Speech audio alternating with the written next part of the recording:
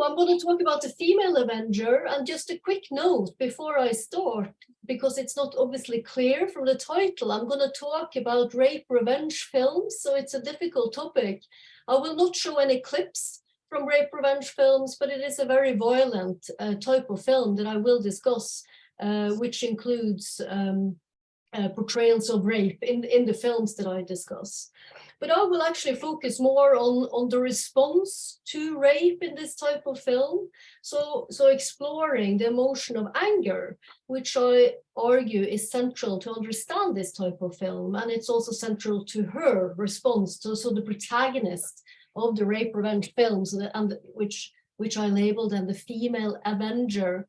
But I'll start by quickly explaining what the rape revenge film is, because that may not be obvious, or it may not be known to everyone present, what the rape revenge film is. So rape revenge film is typically seen as being kind of constituted as a genre in exploitation film in the 1970s.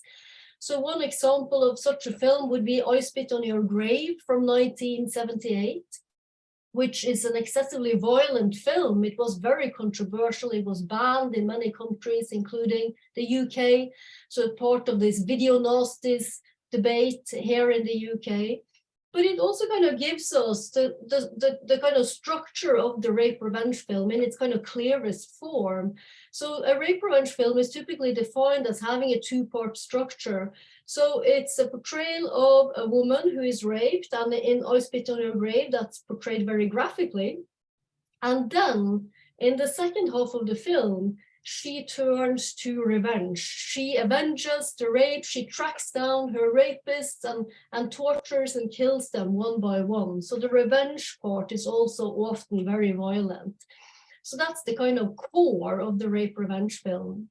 And after this kind of establishment of the rape revenge film as a genre in exploitation film at the fringes of film culture, right? This was kind of primarily found in the kind of dark corners of film culture. It entered the mainstream. So there are more mainstream examples of rape revenge films such as Thelma and Louise, which may be more familiar to you or to many.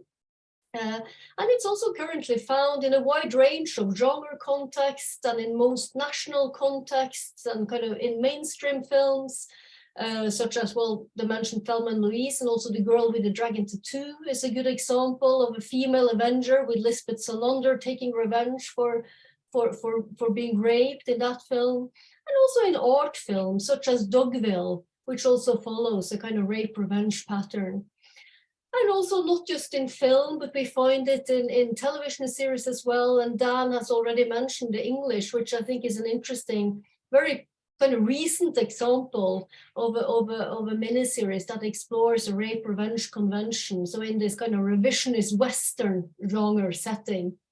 So that is something we could potentially explore later. But what I focus on in particular in my project, so I'm kind of pitching to you some of the main ideas in this project that I'm working on, where I look at rape revenge films that are made quite recently by women filmmakers. So I'm kind of particularly curious about that, why some women filmmakers turn to this genre, which has been so controversial and was often deemed as deeply misogynistic, especially in the exploitation phase of this type of film. And all of these films that you see on your left-hand side now, they are fairly contemporary films made by women that I write about, and you may have heard or watched some of those. And I also explore some television series with some plot lines with rape revenge elements, such as the story about Pensatucky in Orange is the New Black, which I think is an interesting case. And also from a British context, I look at I May Destroy You, which is a brilliant miniseries exploring the complexities of sexual assault and consent very thoughtfully and perceptively. And it's in the ending of that series in particular that there are some elements of kind of a rape revenge pattern that's explored that I look at. So in short then, my focus is on this character, this figure, the female Avenger, trying to tease out what she means. What does she embody? What does she offer a female filmmaker? And also by extension, a female spectator. What does it mean to watch this type of film? I explore her as a very contentious figure. You know, these films are typically very controversial, and they continue to be controversial. And in the critical reception of these types of film, this type of film, critics would often point to the explicit portrayal of rape as the reason for the controversy, the reason they are kind of unacceptable, especially in this early exploitation phase.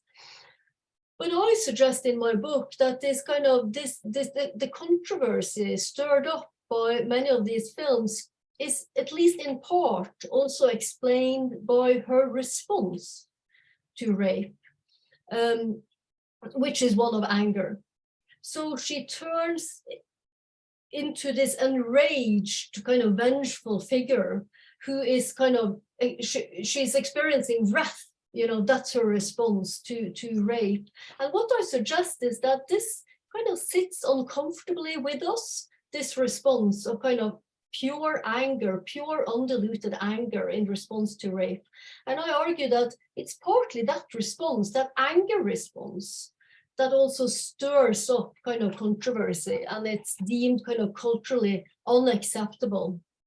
Partly also, as I'll go on to explain, that it's an emotional response that isn't as readily available to women. It has been difficult for women to experience anger and to express anger, and that's what our protagonist here is expressing.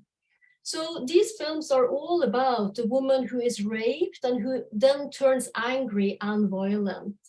So by doing so, I argue that she's really stepping into a revenge fantasy, that these films are revenge fantasies, and that's what we should kind of discuss them as kind of constituting a revenge fantasy.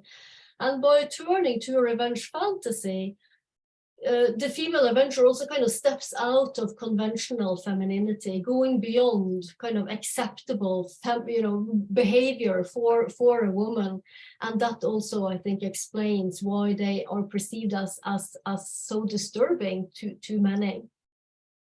So I would argue that the rape revenge film is all about anger, really, and that if we want to understand this type of film, we really need to turn to the emotion of anger and understand that emotion. What is anger, and what could potentially be the function and the value of anger? So the potential value of this type of film, I propose, is tied to the value of anger as an emotion. So the potential value of these types of films would also be the strong emotional response that these films can trigger and also explore explicitly in the story. So we need to turn to anger then. So what is anger as an emotion? I mean, it's difficult culturally, and it's also controversial in philosophy of emotion. To what extent anger is a good emotion? You know, should we avoid anger? Is it just destructive and harmful? But most philosophers would typically agree on some kind of definition of anger as being a feeling of pain, involving a feeling of pain, at being unjustifiably harmed by someone. And this is more specifically kind of moral anger we're talking about now. You've been wronged by someone, there's some kind of moral wrongdoing that has happened, and you have been harmed. And this way of defining anger dates back to Aristotle. So this is a kind of old definition of anger that's still widespread or commonly accepted by philosophers. So a pain at being unjustifiably harmed by someone. And this feeling of pain is coupled with the desire for retribution. So kind of philosophers would agree that there is a kind of vindictive root to anger. And that's probably also part of the reason why it is controversial as an emotion, because it is that vindictiveness that's seen as destructive. But of course, commonly when we are angry, we don't turn violent, right? But what we might experience is a desire to at least confront. You kind of imagine speaking up, right? Kind of, setting things straight with that person who harmed you in one way or another. So at least the kind of desire for retribution in that sense, of confronting.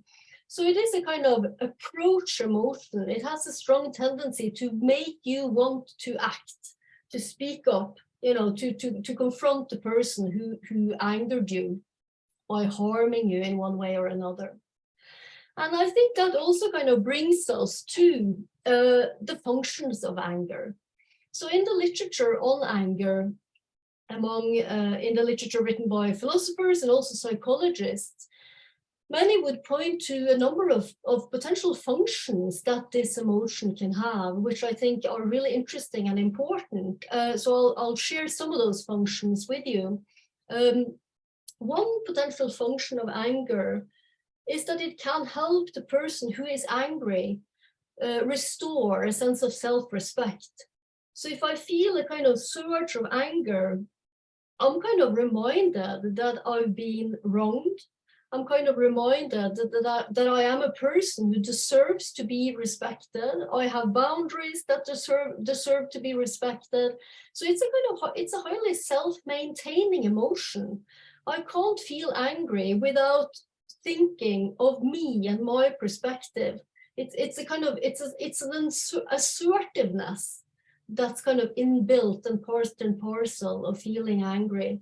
So it has this kind of it can be kind of valuable in helping a person restore self-respect by feeling angry. And part of this tendency to restore self-respect is also a clarifying function.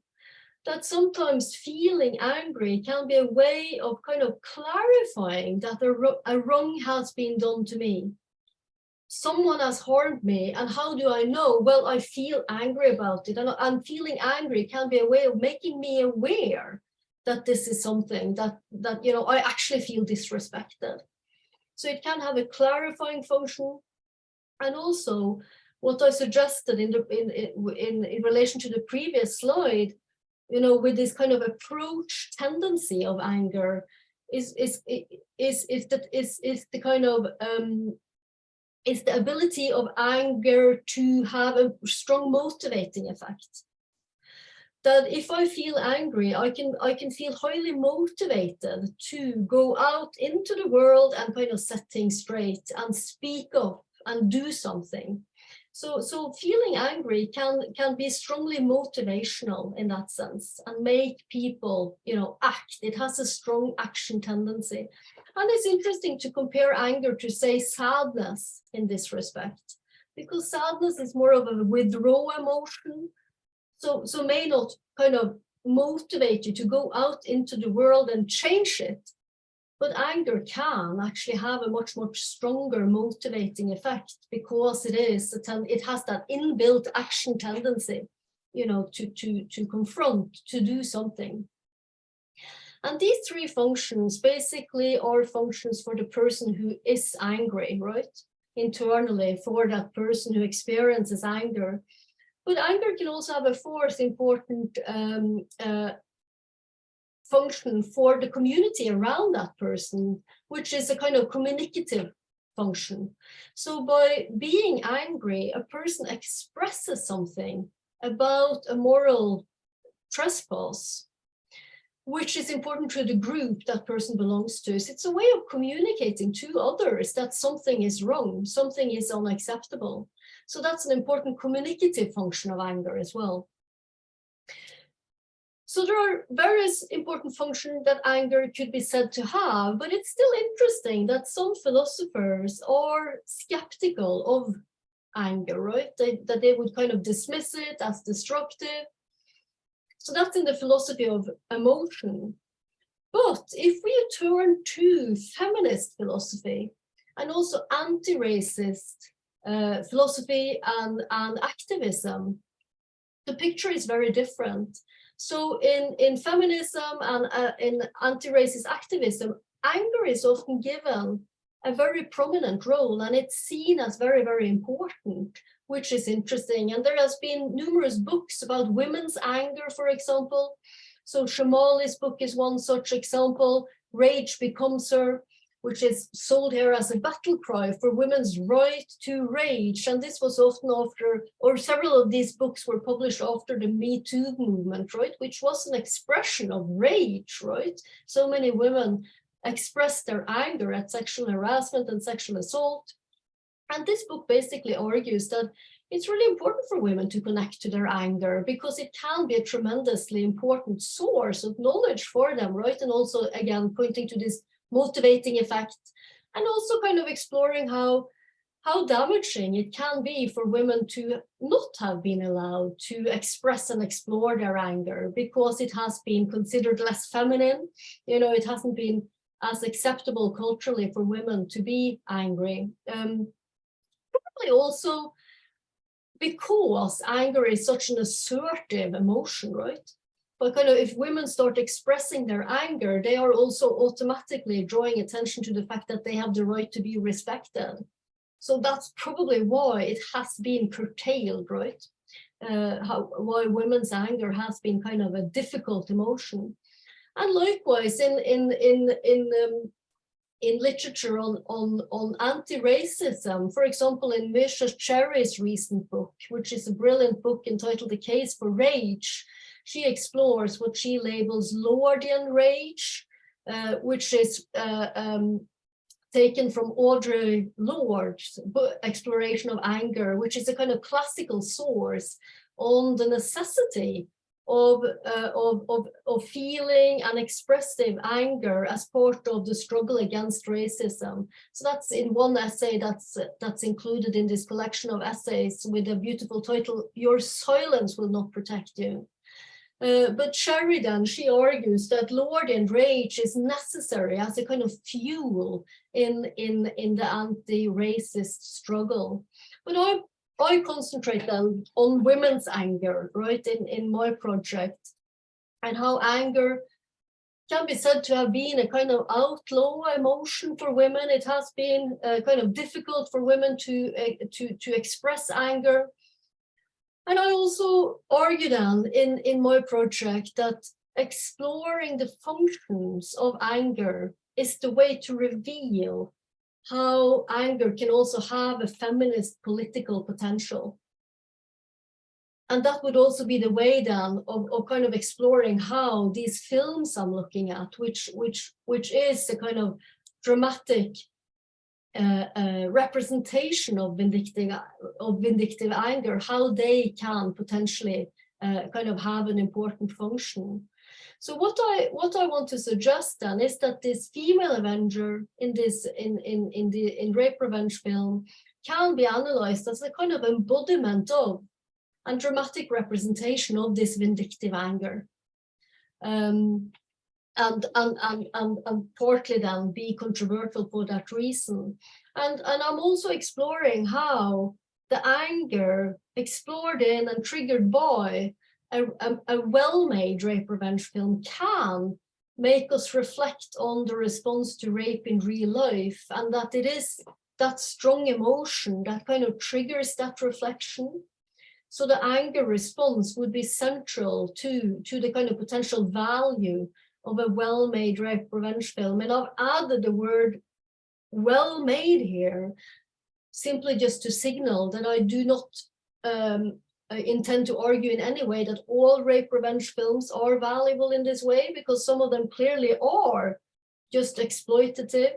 But I think some of those films that I look at, made by women, for example, more recently, I would say that they are well-made rape revenge film in the sense that I think they put this very difficult kind of storyline pattern to good use in a kind of argumentative context, exploring misogyny and some of the reasons behind rape, and also the horror of rape, kind of as explored in her response through the ordeal that she is put through.